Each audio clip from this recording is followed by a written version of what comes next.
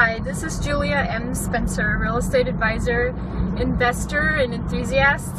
I'm recording this brief video about something that might be of importance to you if you have a lot of vacation rentals or if you deal with a lot of customers.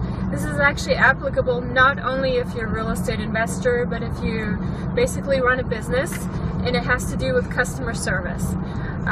Whenever you run a business, really any business, you're going to have to deal with clients and customers. And there's very few places where the amount of customers is very small. That's when you sell to only a few very large clients, whatever it is that you are selling.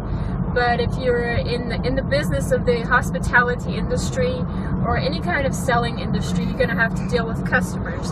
And at some point, depending on how big you are or become, you're going to have to deal with customers. So the one important thing with customers is the more people that you have buying your products or your services, the more you're going to have complaints. I'm not going to say you're going to have more complaints, obviously, but there's a couple things to notice about customers.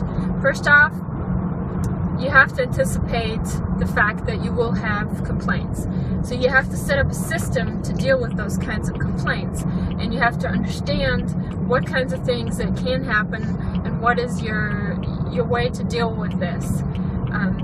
What happened today here, for example, and this is obviously one of my very funny things. I had a property manager contact me this morning saying that there is some basically one of my apartments in Europe was been trashed by one of my people that were staying there, my guests. So I'm 6 hours away. Actually, I'm a 6-hour time difference away from Europe, obviously. I'm on the East Coast in the United States.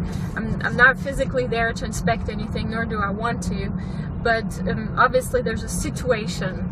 So how do we handle the situation? Obviously, there's a lot of things to consider.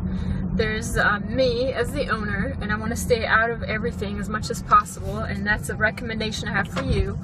And there is my property manager, who obviously has to deal with the issue, and cleaning staff who have to deal with the issue, and also a customer to appease. And if you're using any kind of middleman that manages properties for you, like a transfer company that handles your billing and your complaints and things, and you have to deal with them also. Now, this is where it's actually kind of fun, because this kind of business is now becoming international, in the fact that you're halfway across the world dealing with a problem that you absolutely have no hands-on control over, other than you have a phone and a computer. And so what you have to do when you have customers complaining, first off, you always watch for trends. If there's a trend of some complaints, you obviously have to look into that and see if you can remedy that. If you have just a onesie-twosie complaint about something, you know, people are going to love to complain about whatever they find, then that's not so much to worry about, but you do have to have somebody that looks into the trends and remedies the trends if possible.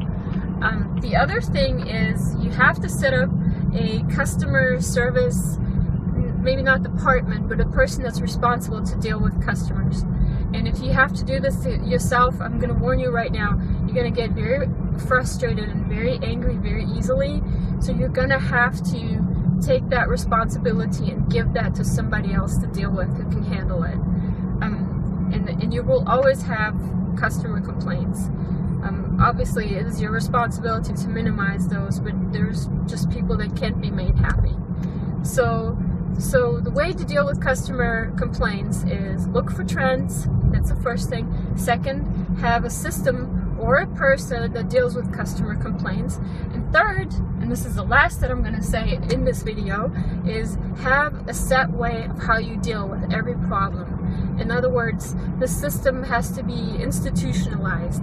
So for example, if you have somebody that trashes your place and they're due to stay there, you know, another few days, then you'll ask your property manager, first off, always have evidence, always take pictures Take pictures of the damage, take pictures of the soiling, of anything that's been destroyed or anything that's been damaged, you have to have the evidence. So have your property photograph the evidence, and then have your property manager make the decision if it's a good thing that this particular guest stays or not.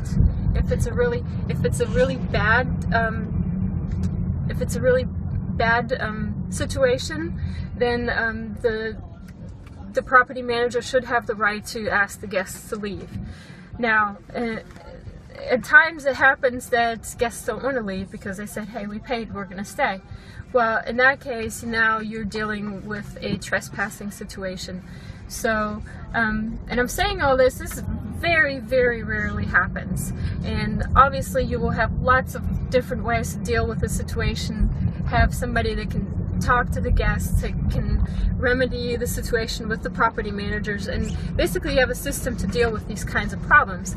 But when it escalates to that point, and I'm going to say in my many years of being a property manager, I've never had to call the police yet on anybody that didn't want to leave, or that was supposed to leave and didn't leave. I mean, most 99.999% of people will leave when you tell them or ask them to leave for whatever reason.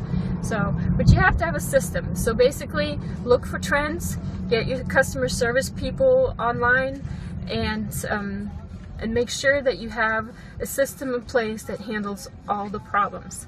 And then you can take the day off because you've taken care of what you have to take care of. For more tips like this, go to my website. It's www.juliamspencer.com. Sign up for your free guide to real estate investing, and I hope to see you investing soon. Thank you. For your free guide to real estate investing, visit juliamspencer.com.